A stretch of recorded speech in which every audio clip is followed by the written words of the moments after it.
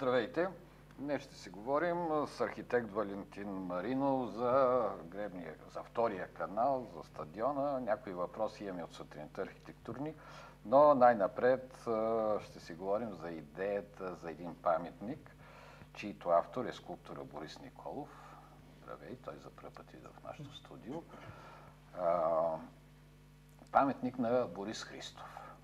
Сега, нашите зрители знаят, че нашата телевизия като редакционна политика много рядко адмирира идеята за паметници, но тук става дума за един от малкото случаи, една от малкото идеи, паметник на пловдивчанина. Вие сещате ли са за други паметници от големите на пловдивчани? Това е парадоксален град нашия, не знам дали сте би си... Тази тема, тя е много голяма, да. И тук колегата Николов може да каже по този въпрос неговото виждане, защото то наистина е систематизирано. Но за Борис Христов. Преди да дойда насам, видях един приятел, бивши шеф на топофикация Мирко Угринов и му казах за какво става дума. Той каза, на времето бях видял една карикатура в Билд. Един великан води едно джудже за ръка. На великана пише Борис Христов, на джуджето Фьодор Шаляпин. Пловдивчанин. Значи, Борис Христов е роден 1914 година, т.е. след 2 години са навършили 100 години. Роден е на 300 метра от дома, реконструиран, който носи неговото име. И оттам нататък автора на идеята, Борис, той ще каже защо и как го предлагаме. Аз искам само да кажа защо го предлагаме първо тук, в Пловдивската обществена телевизия. И аз това се чуда. Първо се намира лоби в Общинския съвет, ако не знаете да ви обясня. Така, значи нормалният път до сега беше или лоби в Общинския съвет и с папка под мишница се внася, там се намира начин. Или се намира един спонсор, за предпочитане да е архон поне, който да даде парите, да каже, аз тая пара ga давам, нали, за този паметник. Ние решихме, понеже паметника на пловдивчанин, достатъчно време преди годишната, да го предложим така на обществото и да направим един референдум и да поискаме защита от омбудсмана за тази идея. И сега вече Борис може да каже... След малко може и да се обаждате, плюсчета, минусчета, мога тук да пиша за или против паметника, но първо да видим как ще изглежда, къде ще бъде, въпреки че вече има една публикация в медиите, има някаква представа. Така, защо Борис Христов сега най-напред? В този град, който си има Алеша, Хан, Крум, що ни издигнахте на Хан Аспарух, примерно, или нещо такова? Хан Аспарух няма в Пловдив. Добре е да на единия хълм, например, който е свободен. Така ще се конкурират с Алеша. По отношение на паметниците в Пловдив, мога да кажа, че това е една тема много такава за специалисти, които дълго време да работят по нея. Значи, пространствата в Пловдив, които са в кръстовищата, в парковете, в междублокови пространства, просто викат за пластики. Много са малко и много са малко добре направените. И затова скоро кмета по повод на наша публикация каза, че е притеснен, аз така го усетих, че е притеснен от това, че много мои колеги предлагат варианти за нови работи, проекти за нови скулптури в пространство, монументални. И той е притеснен от това. Според мен няма никакво място за притеснение, просто трябва да се подходи професионално и да се отчете къде има нужда от това нещо, защото според мен има много голяма нужда на много места.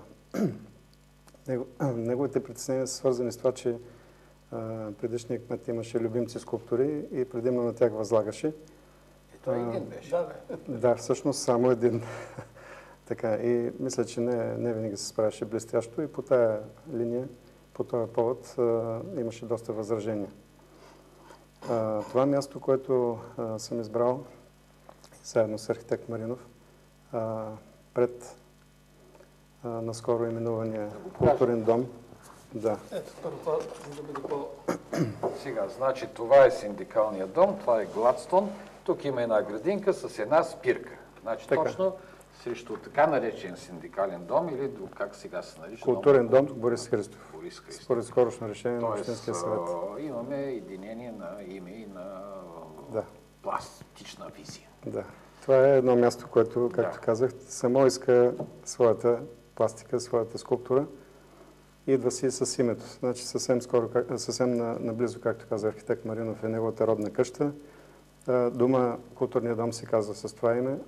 Борис Христов, мисля, че като е роден в нашия град и като има такава национална значимост, просто от само себе се разбира, че е много подходящо да има в Пловдив. Ще видим как ще изглежда. Така наречената визуализация. Да. Визуализация, това е от към стълбите на на културата. Да. Още повече, че през 2014 година ще имаме 100 годишнина от неговото рождение. Така съвсем логично мисля, че трябва да се подготвим за тая годишнина. Това, което показвате в момента е едната от позициите, от които зрителите ще виждат тази евентуална работа. И по този начин ще се затвори това пространство от една скулптурно-архитектурна гледна точка, да го кажа по този начин. Композицията се затваря, като от едната страна на пространството е културния дом, а от другата страна е тази пластика, която много е важно. Ако може да покажем първата схема, само да покажа за подходите, защото чух едно възражение от кмета, че той каза, че мястото било запушено. Че тук е много оживено, шумно и не знам неподходящо. Няма откъде да се види. Сега, аз като специалист искам да кажа следното нещо. Ако трябва да се напише учебник за това как да се поставя скулптура, монументална в пространство, това място е идеално, като идеален пример за това, че за много подходящо място. Единият подход, който е от към Аксенти Велешки. От тук, нали? Не, другата. От тук, да. Там стрелкичката показва на къде гледа фигурата, черното правъгълниче е фигурата и тя гледа към културния дом.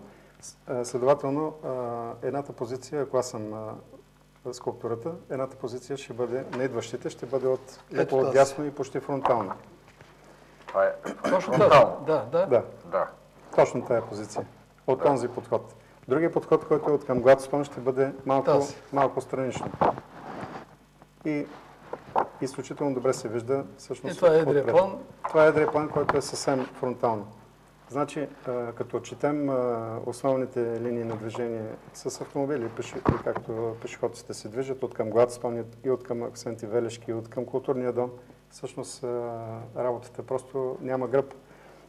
Малката част, която е затворена от триъгълника, която се вижда, малката отсечка от улицата, само там е в гръб фигурата. Да. Тоест няма слабо място към антикварното. поставянето. Да. Така. Аз само да довърша от гледна точка на архитекта, че това пространство наистина трябва да бъде довършено като такова, като просто тази фигура ще бъде един повод това да стане. Този площад, тъй като в момента домът, културният дом, той няма пространство пред себе си за аванс. Този амфитеатър, който е посрещния пространство, ще го оформи като един кръгъл площад, нали, виртуален. Да не говорим, че Аксенти Велешки в този си вид, той просто няма бъдеще в транспортно-комуникационния план на Пловдив. Гладстон ще остане. Сега тук виждам един стъпаловиден, как се нарича постановление? Амфитеатър. Той ще бъде ли достъпен? Ще може да сядат хората? Точно това е идеята. И една идея имате и да се озвучи това. Той сядаш там и слушаш Борис Христов. Или свириш на китара. Или чакаш някой на Или на всеки кръгъл час, както това го имам по света, звучи много елет. Това е интересно. Борис Христов, това, което е изпял. Защото иначе мъртви паметници без, как се нарича, атракция, нали? Ало? Да. Обаче се Красимир Руси, той Борито ме познава. Да. Аз още 89-та година, когато приех портрета ви Пловдивчани, приех портрета на Борис Христов, на Атанас Босов, който беше тогава по негова книга. Също бях и на неговото опело в Александър Невски и лично със сега тогава Пламен Карталов беше и в Шери, там се видях с... Но мисълта ми е следната. Аз въобще не мога да участвам, но трябва да се направи конкурс. Аз, Евгений, знаеш, съм на количка. Той Борито ме знае, нали знаеш? Разбира се, това се здравей. Така, според мен трябва да се направи конкурс. Нали ме слушате? Да. Да се направи конкурс, в който в журито да бъдат скулптори и архитекти. И да се намери който спонсор да се плати за памет. Добре, ясно от тя. Значи да обясня на зрителите, че проблемите са, да кажем, поне 3 до тук. Първият проблем е въпрос на